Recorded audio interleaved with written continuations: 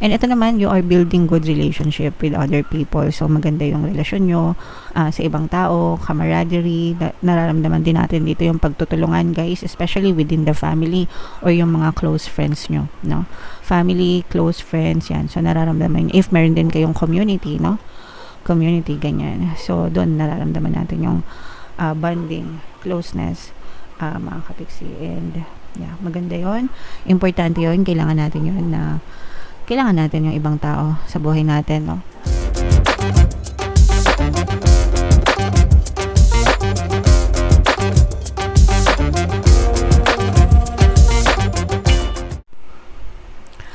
Hello guys, hello Sagittarius, welcome back to Pinoy Pixie Tarot. Ang pamagat ng episode natin for tonight is OOTM, Oracle of the Month, para ngayong March para sa Sagittarius, Sun, Moon, Rising Sign, and Venus. So, meron tayong tatlong set ng decks dito, guys. Ito yung para sa spiritual message nyo, ito yung para sa life messages, and ito naman yung sa love life, mga kapiksi. So, unahin natin yung spiritual message nyo, guys. Kung ano lang yung makaresonate sa inyo, take that message kasi iba-iba kayo ng mensahe, mga kapiksi. So, yung first message nyo, guys, ito, the crumbling, what are you clinging on to? Ito, guys, yung reason kung bakit hindi nyo na ma-manifest yung mga magagandang bagay sa buhay nyo. This is because of mga balakid. Etong wall na to, kung mapapansin nyo yung image ng card, guys. So, kung mapapansin nyo, merong mataas na dingding, no? Na nakaharang dito sa daan nyo. Ito yung, kung mapapansin nyo, yan yung paradise, yan yung pagpapala, yan yung kasaganaan, no? And for some of you, maaring na-trap kayo dito sa side na to, imbis na dun sa side na yon. And imbis na maluwag sana yung daan, 'di ba? Papunta sa kasaganaan, nahaharangan. Ito yung harang na yon, guys, ito. So, these are your negative thoughts, negative emotions. Yan yung palagi kong sinasabi sa inyo na balakid, no? For some of you, hindi nyo alam, most of you, meron kayong mga subconscious blocks sa isip nyo. Kaya kahit na anong gawin yung sipag sa buhay at dasal, no, hindi nyo na ma-manifest yung mga desires nyo. That's because of your subconscious blocks na hindi nyo alam, nakatanim na doon, nakastore na yan sa isip nyo, guys. Kaya nga, palagi kong sinasabi, meron tayong course, paano mag-manifest ng abundance. Yung course na yun, guys, doon ko tinuturo, no, kung paano nyo ma-identify yung mga subconscious blocks nyo and kung paano nyo siya mawawala or mapapalitan sa buhay nyo, ma-revise yung story nyo para pumasok ng maluwag yung abundance, no? So, napakagandang course, mga kapiksi. Hindi nyo yan makikita kahit saan. Hindi nyo yan makikita kahit saan, guys. Okay? So, yeah. Anyway, so ito, guys, no, if meron kayo mga negative emotions, mga kapiksi, anger, hatred, grudges, resentment, any negative beliefs, mga kapiksi, you may want to revise them. And yung mga reklamo, guys, especially importante yan kapag ka nagmamanifest kayo ng abundance or kasaganaan. Ang number one na block ng mga kaperahan or kasaganaan is yung reklamo, complain, worry, stress. So, yung mga worries na yun, yung mga stress na yun, guys, lalo lang yun nagpapalala, no, ng sitwasyon nyo. So, imbis na mag-worry kayo, imbis na ma-stress kayo, guys, you should focus on gratitude, pagpapasalamat. I-convert nyo lang lahat sa pagpapasalamat. Look for the little things and big things na meron kayo. The air in your lungs, the fact na humihinga pa kayo, the fact na gumising pa kayo sa umaga, ibig sabihin you're still healthy, that's a blessing. Kasi yung iba, tinitake for granted nyo, no? Tinitake for granted nyo yung mga bagay, no? May tubig kayo, ibig sabihin nakabayad kayo ng tubig, di ba? May kuryente kayo, may internet kayo, ibig sabihin may pambayad kayo ng bills nyo. Those are something that you should be grateful for. Kasi yung iba, tinitake for granted yun, no? Hindi nila yun pinagpapasalamat. No, you should be grateful for everything mga kapiksi. Okay? And the more na grateful kayo guys, itong pader na yan, nawawasak yan, nawawala yan, na bibitak hanggang sa mabitak siyang tuluyan guys, and talagang yung paradise na lang yung ma-experience nyo, paraiso ng mga blessings at mga pagpapala, no? So, for some of you, you have to work on your blocks, you have to work on your negativity, guys. Huwag niyong bigyan ng space yung pagkanega sa buhay nyo. Dapat i-eliminate nyo yan, mga kapiksi. Okay? Alright. So, comment down below, guys, if naka-resonate kayo, if feeling nyo talagang marami kayong balakid sa mga blessings, guys. So, shuffle natin to, guys. Ito naman yung mga live messages nyo. Habang sinashuffle ko to, panoorin nyo muna yung video natin regarding sa ating paano mag-manifest ng abundance video course. Kapiksi, sawa ka na ba sa mga struggles at hirap sa buhay mo? Masipag ka ba at masikap sa buhay ngunit hindi ka pa rin umaasenso? Ilang beses ka na bang nag-attempt mag-negosyo at mag-invest pero palagi ka pa rin nalulugi? Sa pagkakataon na ito ay maaaring may subconscious beliefs ka na nagiging balakid sa iyong pag-unlad at pagyaman. Introducing, paano mag-manifest ng abundance video course. Dito ay matututunan mong ma-overcome ang mga balakid mo para tuluyan ka ng umunlad, umasenso, sumagana, maging matagumpay, successful at maswerte sa iyong kabuhayan, pera, trabaho, negosyo, salapi at kaperahan ng bonggang-bongga.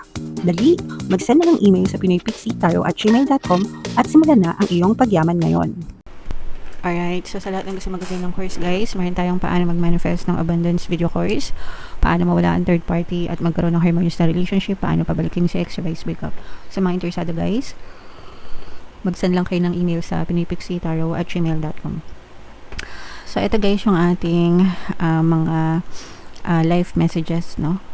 So we have the journey and loving elementals. Ito guys, ibig sabihin ito magiging suabe, very smooth, no? Yung inyong paglalakbay, yung inyong journey sa buhay. Yung iba guys, literal, no? Kung meron kayong mga travel plans, kung magta-travel kayo locally or internationally, mga kapigsi, ibig sabihin magiging very smooth, magiging very suabe yung process ng travel nyo, no? So enjoy nyo lang yan. Good job, mag-enjoy kayo, spend time with yourself, with your family, kung sino man yung kasama nyo, basta enjoy nyo lang yung journey na yan, mga kapiksi. For some of you naman, figuratively, ito'y journey, ito'y paglalakbay natin sa buhay, no?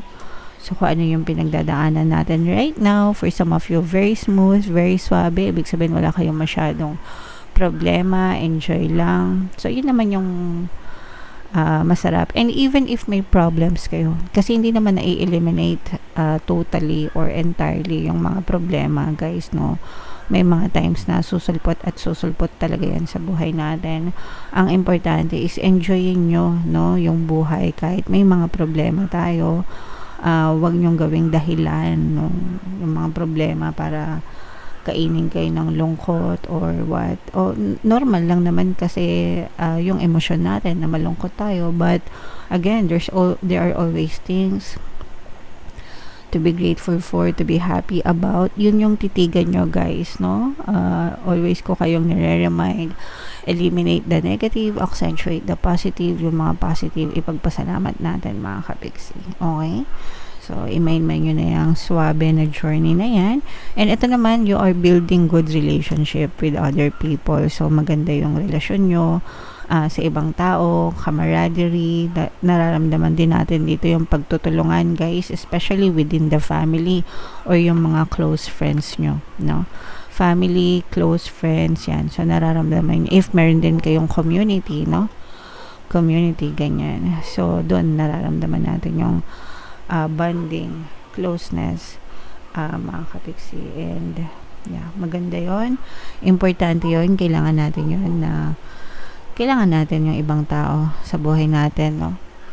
Crucial sila para maging masaya tayo guys. Okay? Alright, so yeah, i-main-main nyo na yan guys sa comment section, itong swabe na journey na to at saka itong magandang relationship with other people. So, ito naman ay para sa love life, guys, no? Habang sinashuffle ko to, sa mga naghahanap ng pampaswerte, meron tayong money shaker jar, guys, at saka itong mga pampaswerte bracelet. So, nandito yung ating WhatsApp number. Chat nyo lang ako, makikita nyo rin yan sa description at saka sa comment section mga kapiksi. So ito guys, napakaganda nitong love message. Sana mag-resonate kayo. Ito magre-resonate ito sa mga bago. Love is coming, having faith, have faith, no?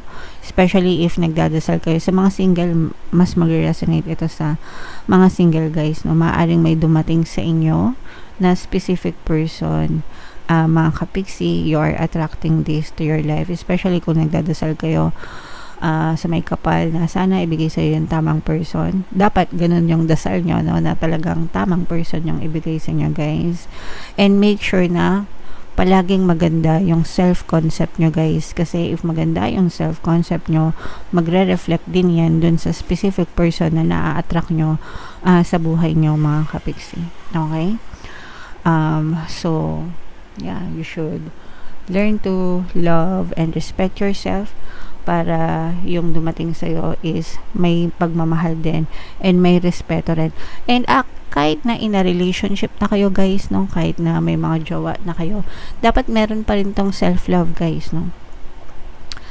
Ang nangyayari kasi for some people, kapag may mga jowa na, puro jowa na lang, nakalimutan na yung sarili nila, hindi na nila naisip yung sarili nila, binigay na lahat sa jowa, wala nang natira sa kanila. Okay? So wag ganun guys. I mean, okay lang na mahal nyo yung jowa nyo, but make sure na mahal nyo rin yung sarili nyo mga kapiksi. Okay? Alright. So yeah, comment down below if naka-resonate kayo and kung sang message kayo naka-resonate guys, dito ba sa spiritual, dito ba sa life, or dito ba sa love life. Comment down below mga kapiksi. Ito yung ating 2026 kapalaran guys. Ito naman yung ating success stories ng paano mag-manifest ng abundance video course. Ito yung ating money shaker jar guys. Panoorin nyo na. Thank you for liking, sharing, and subscribing. See you next time. I love you all. Have a nice day. Bye-bye.